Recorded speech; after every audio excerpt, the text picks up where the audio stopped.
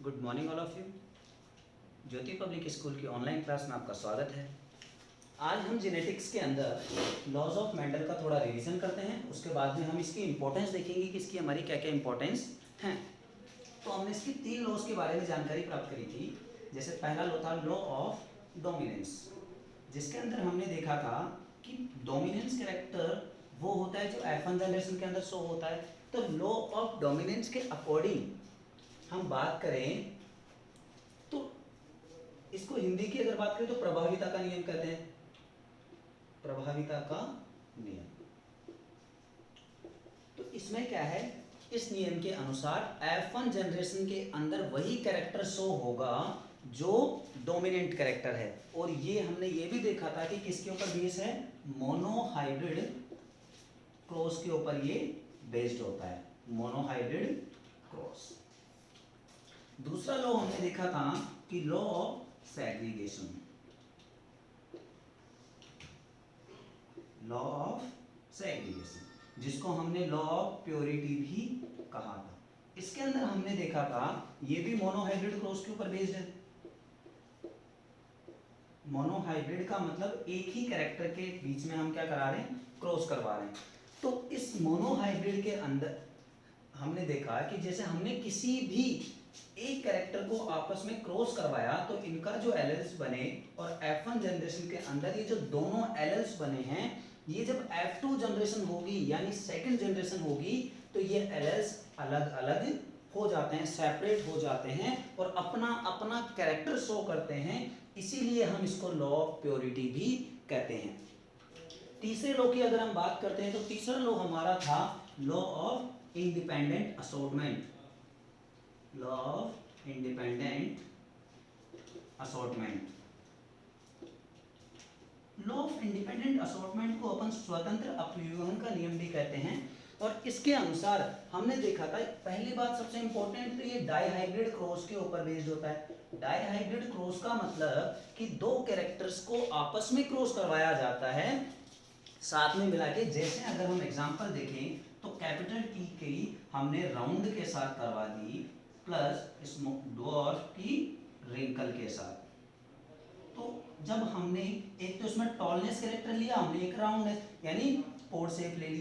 तो दो तरीके के जब कैरेक्टर्स को आपस में क्रॉस करवाया जाता है तो वो डाइहाइब्रिड क्रॉस होता है। और जो हमारा इंडिपेंडेंट असॉर्टमेंट वाला जो लॉ है वो इसी के ऊपर बेस है। अब इसमें क्या है कि जब हमने इसकी F1 जनरेशन कराई तो F1 जनरेशन कराने के बाद में कैसा बनेगा, capital T, small T, capital R और स्मॉल आर, ये कैरेक्टर बनेगा। अब यहाँ पर हम देखें तो ये तो डोमिनेंट है, तो यहाँ पर ये टॉल प्लस राउंड बनेगा।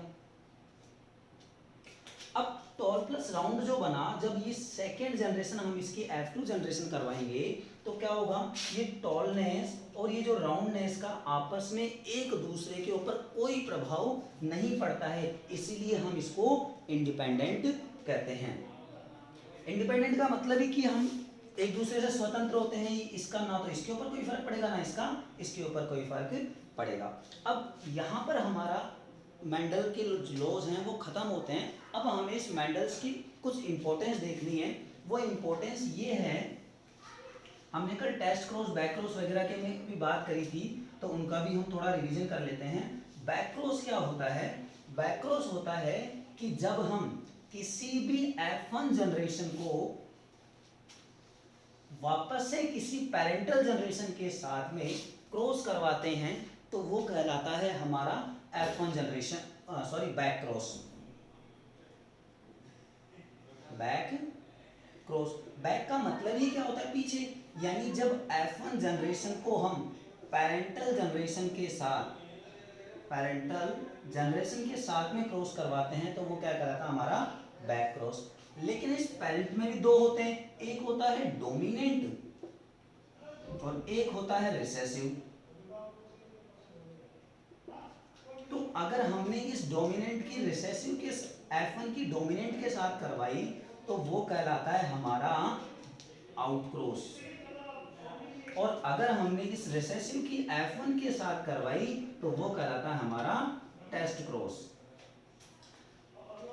अब इस लॉ की जो इंपॉर्टेंस है वो क्या है, कि जैसे सबसे बड़ी इम्पोर्टेंस तो हम इस लॉ से ये पता कर सकते हैं, मेंडल के इस हेरिडिटी के लॉ से, कि हर जनरेशन के अंदर कुछ ना कुछ ऐसा मटेरियल होता है जो एक जनरेशन से दूसरी जनरेशन को ट्रांसफर होता है, जिसको हमने क्या नाम दिया था, जीन नाम दिया था।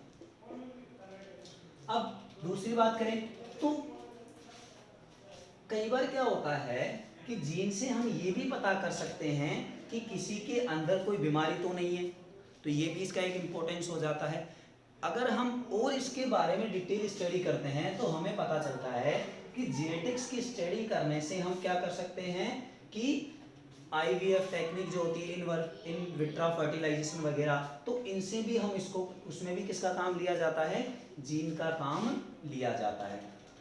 एक छोटी सी टर्म होती है इसमें जिसे हम कहते हैं कोडोमिनेंस।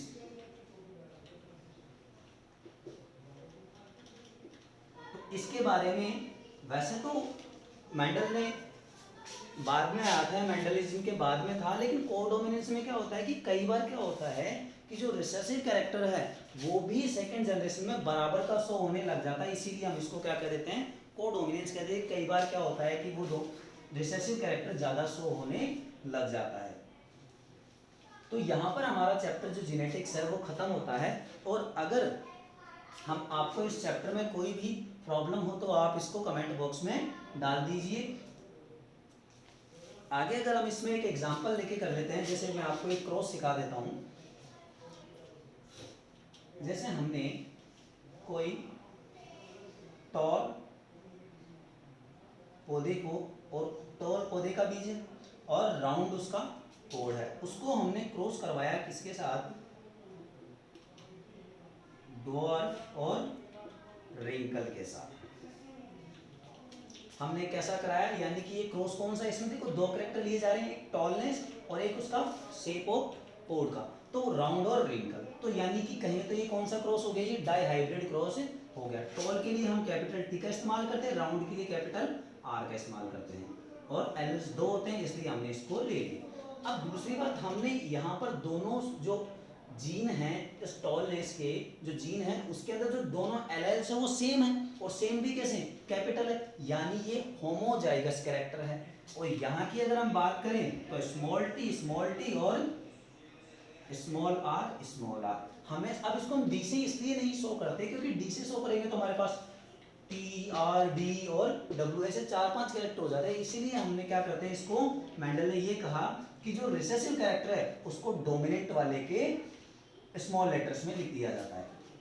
अब अगर मैं यहाँ से इसका जो ग्रेमेट आता है वो क्या आ जाएगा, कैपिटल आर स्मॉल आर, और यहाँ पर capital small R small T. जब इनकी F1 जनरेशन कराई जाती है तो क्या बनेगी, capital T small T capital R small R. F, ये कौन सी जनरेशन हो गई, ये हो गई हमारी F1 जनरेशन।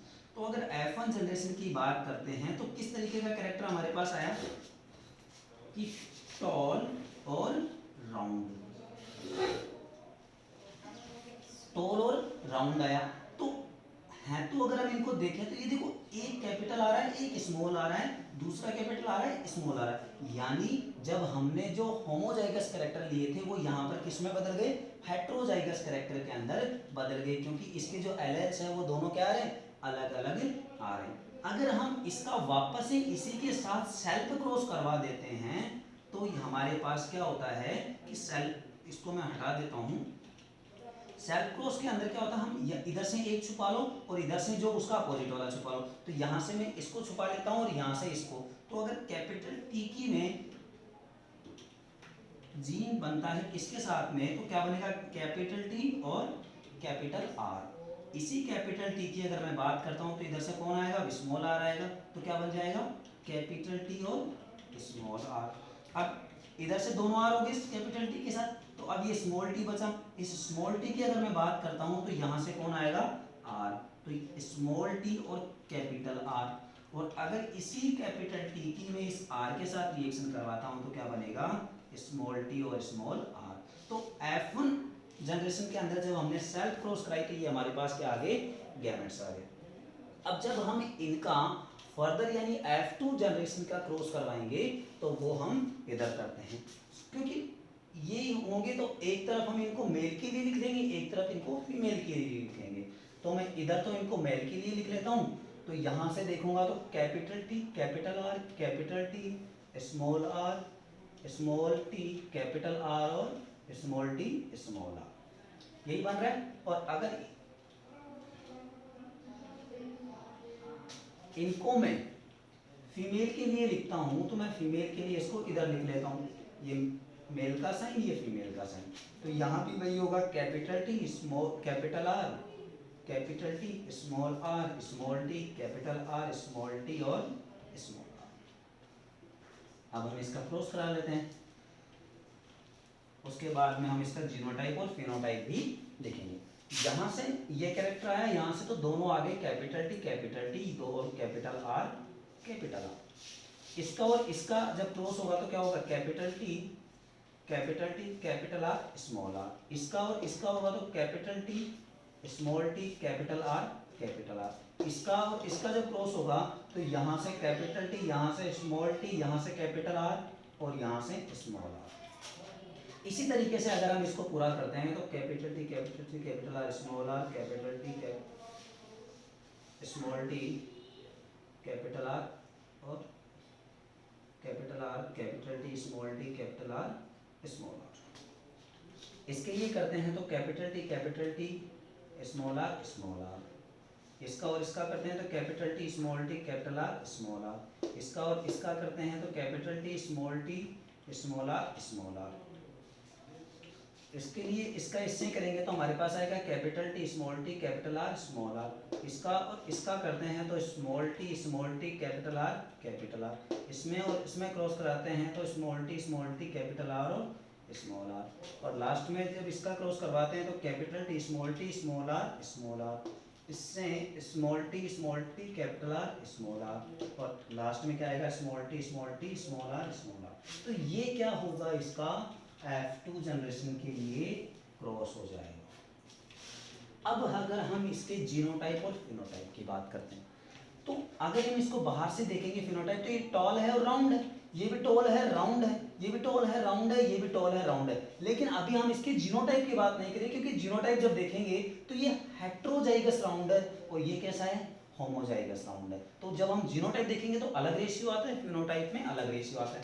तो अगर मैं इसका जीनोटाइप का रेशियो निकालता हूँ, सॉरी फिनोटाइप का रेशियो निकालता हूँ, फिनोटाइपिक रेशियो निकालता हूँ तो क्या होगा 9:3:1, यानी इसमें 9 तो कैसे होंगे राउंड और टॉल होंगे, 3 इसमें राउंड और ड्वार्फ होंगे, 3 इसमें ड्वार्फ और कैपिटल आर, यानी मैं यहाँ पर इनके वो भी लिख देता हूँ,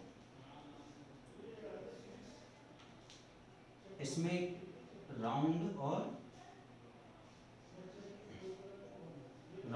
टॉल होंगे, 3 इसमें राउंड और रिंकल होंगे, 3 इसमें ड्वार्फ और राउंड होंगे और 1 इसमें ड्वार्फ और रिंकल होगा। तो ये क्या होगा इसका फिनोटाइपिक रेशियो। अगर हम इसके जीनोटाइपिक रेशियो की बात करते हैं, जीनोटाइपिक रेशियो होगा इसका तोड़ेंगे 1:2:2:3 4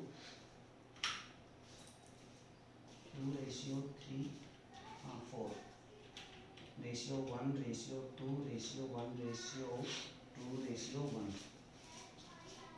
तो ये होता है इसका जीनोटाइपिक रेशियो। तो इस तरीके से हम इसका क्रॉस करवाते हैं। तो आज के लिए हम इतना ही करेंगे। अगर आपको क्लास पसंद आए तो लाइक शेयर एंड सब्सक्राइब जरूर करें। Thank you.